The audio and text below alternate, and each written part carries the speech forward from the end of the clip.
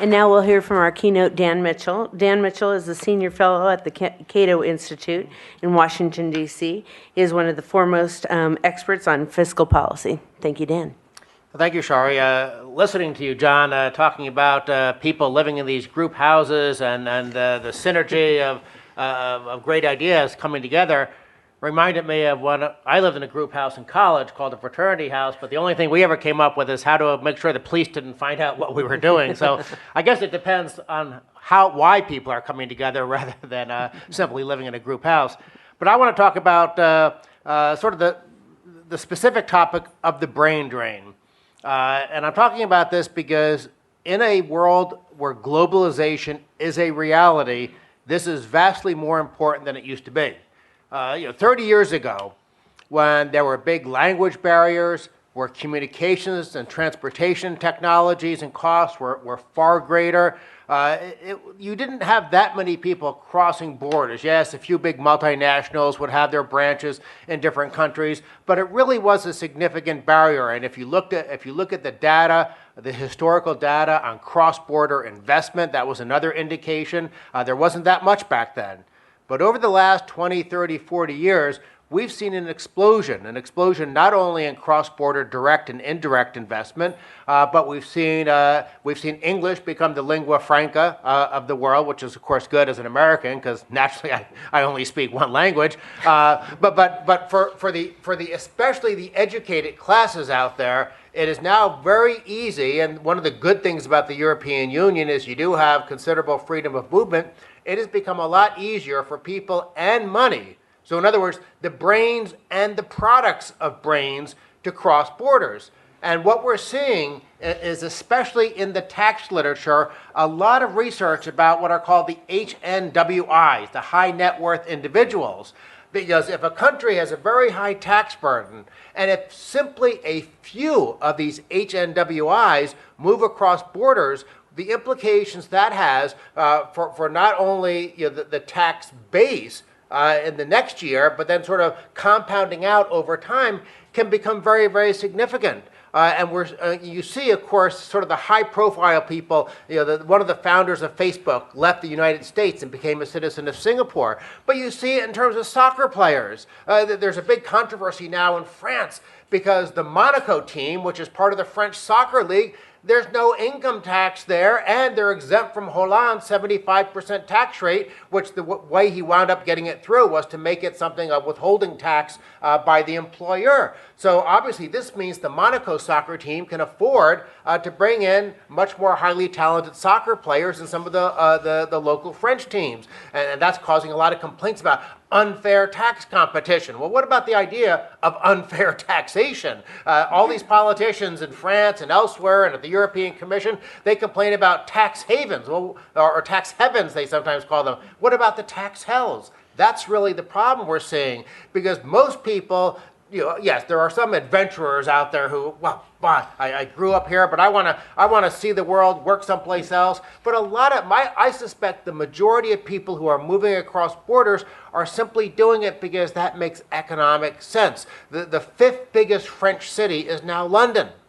And most of that is because entrepreneurship, for the reasons that John was explaining, is much more welcomed in London. The New York Times, which is a very left-wing statist newspaper in the United States, just about a week or two ago, I wrote about it on my blog, had a huge feature story about French entrepreneurs moving to the Google Hive or something. So I guess it's one of those anti-fraternity houses you were talking about, where they all sort of work together and get that synergy. And the quotes from the people who had made that move across the English Channel, they were tired of the taxes, tired of the regulations. And of course, we've also seen these guys like Gerard Depardieu and France's richest entrepreneur, that they've moved to Belgium and places like that where there's no capital gains tax.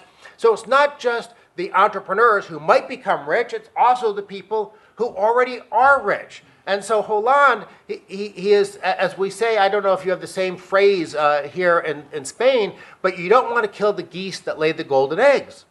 And so Hollande is chasing away the geese that are already laying golden eggs, but then he's chasing away the geese the young geese that might grow up to lay the golden eggs.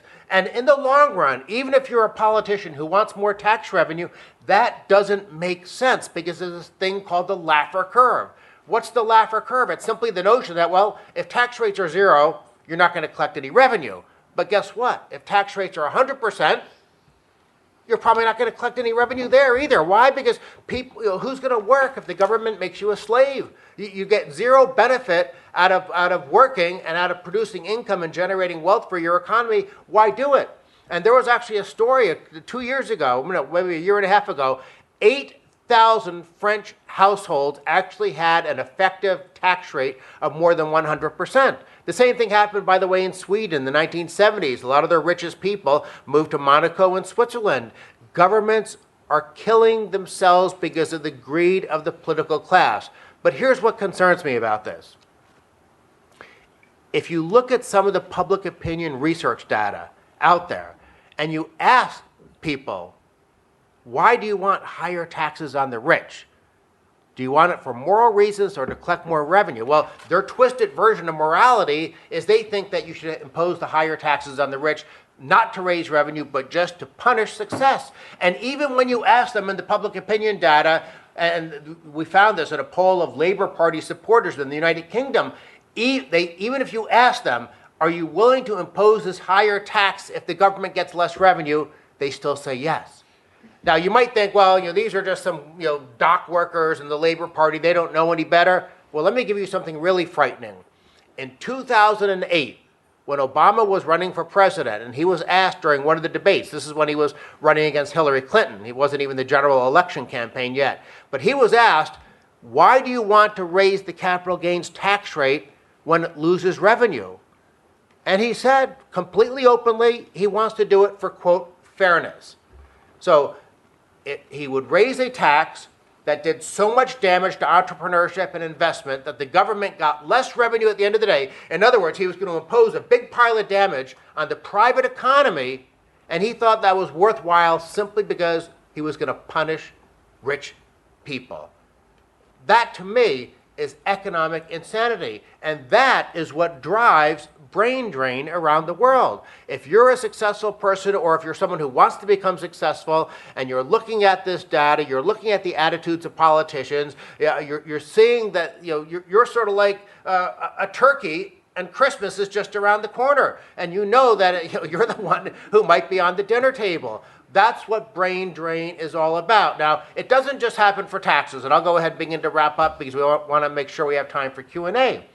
The United States historically has benefited from brain drain from Latin America and the Caribbean. A lot of the people in those regions who become architects and doctors and nurses and things like that, they want to move to the U.S. because they have human capital, but they can't earn very much with their human capital where they are because their economies are underdeveloped, so they come to the U.S. And that's been very, very positive for the U.S. economy. So the countries that are driving people out are suffering, and the countries that are luring people in are benefiting. Inside Europe, obviously, London has been a big beneficiary of this, but so have places like Switzerland, which have a very intelligent and sensible immigration regime to try to attract the smart, intelligent, entrepreneurial people. And I guess I'll close with a comment about tax competition, because this whole thing about the so-called high net worth individuals, it's a tax competition issue. Politicians, especially from high tax countries, hate tax competition. Because what does tax competition force them to do? It forces them to lower tax rates even when they don't want to. Imagine if you're the owner of the only gas station in a town. You're pretty happy because all your customers are captive. You can maintain the hours that are convenient to you, not your customers. You can charge higher prices. You don't have to offer very good service because your customers don't have a choice. And before globalization, before tax competition was strong, politicians could treat taxpayers as if they were captive customers. And that's why if you go back and look at the data on tax rates in 1975, 1980, you'll see that the average top personal income tax rate was 68% in OECD countries. The average corporate tax rate was 48%. You look today, and the whole process of tax competition really got going with Thatcher and Reagan on the personal side, but then Ireland and other countries really got it going on the corporate side. Today, even after all the tax increases after the financial crisis.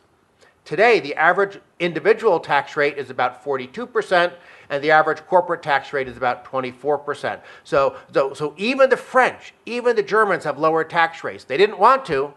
I guarantee you, politicians in those countries are not reading Cato Institute papers. They're not paying attention to the Free Market Roadshow. They don't know who Friedrich Hayek or Milton Friedman are. They did it because other countries were lowering their tax rates, and they were forced to do the same thing. Much as if you were the only owner of the only gas station in a town, and all of a sudden 3 new gas stations opened up. All of a sudden, you'd have to start hustling and lowering your prices and becoming a better, more friendly entrepreneur to consumers. And so the brain drain is a subset of the issue of tax competition, and tax competition, my friends, is the most important check we have on the greed of the political class. The greed of the political class is threatening the very future of Europe, as Jose and the others on the first panel were talking about. We need something to sort of tie their hands so they can't pick our pockets. Thank you.